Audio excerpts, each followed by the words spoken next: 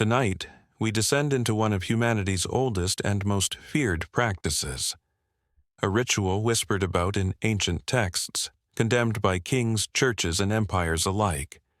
Necromancy, the art of calling upon the dead, not to honor them, but to question them. Is necromancy nothing more than superstition and myth? Or is it evidence of a forbidden knowledge mankind was never meant to possess? Welcome to Bellows From Beyond. Long before necromancy was associated with dark robes and forbidden rituals, it was something far more primitive and far more human. In the ancient world, death was not an ending, it was a threshold.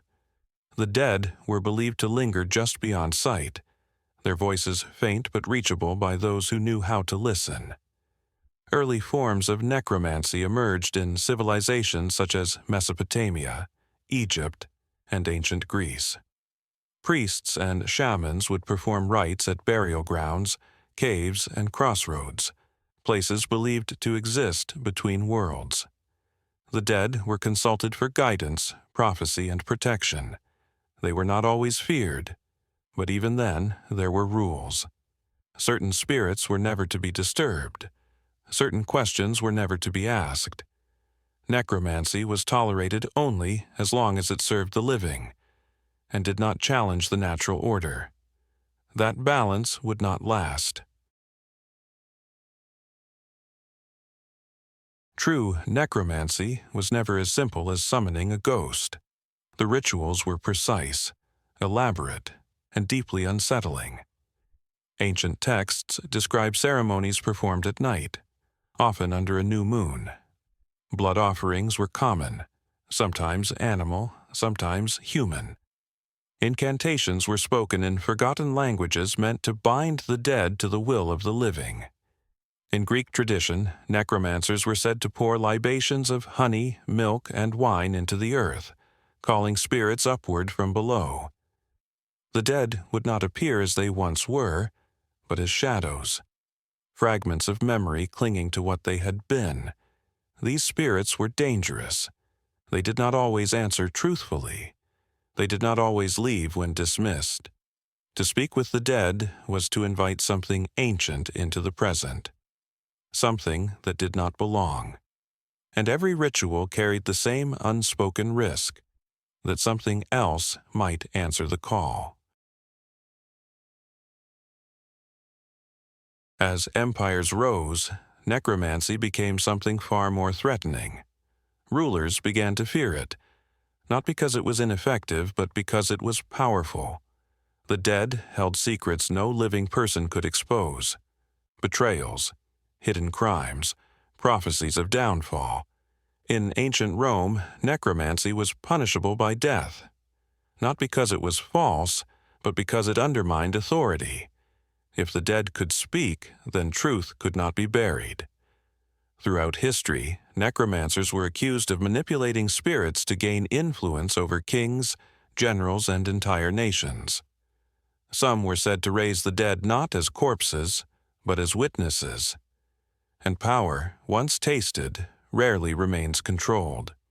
The line between seeking knowledge and commanding the dead began to blur. That is when necromancy earned its reputation as an unforgivable sin. With the rise of Christianity, necromancy became heresy of the highest order. To summon the dead was to challenge divine authority, to bypass God and seek answers elsewhere. Medieval texts often equated necromancy with demonology, claiming that the spirits who answered were never human at all, but infernal deceivers wearing familiar faces. Monks and scholars accused of necromantic practices were excommunicated, imprisoned, or executed. Yet, despite the threat of death, the practice never disappeared. Secret manuscripts circulated through monasteries and royal courts. Some were disguised as theological works, others hidden in plain sight. The irony was unmistakable. Those who condemned necromancy most fiercely were often the ones quietly studying it.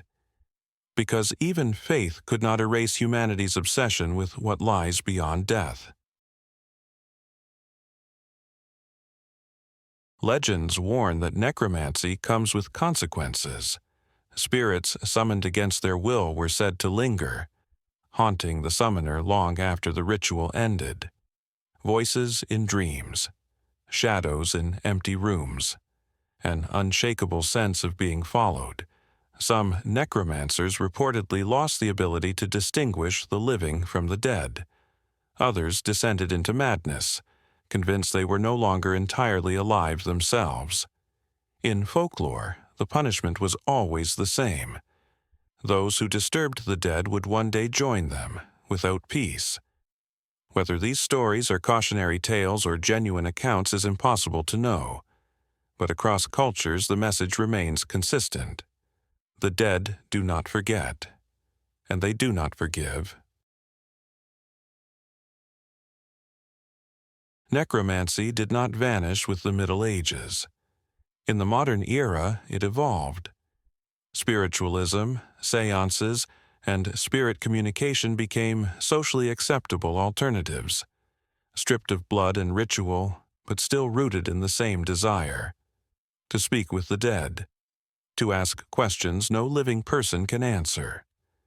Even today, occult practitioners claim necromantic techniques survive in coded forms, hidden behind symbolism, psychology, and ritualized meditation. Skeptics argue these practices are nothing more than imagination and suggestion, but others insist that something answers back. And if necromancy truly is impossible, why has humanity never stopped trying? Necromancy forces us to confront an uncomfortable truth. Our fear of death is rivaled only by our curiosity about it. We build laws, religions, and moral codes around the idea that the dead should remain silent. Yet, time and again, we attempt to break that silence. Perhaps necromancy is not about power at all. Perhaps it is about control, over the unknown, over loss, over the inevitability of our own end, or perhaps the legends are true. And necromancy is forbidden not because it fails, but because it works. If the dead could speak freely, what would they tell us? And would we survive the answers?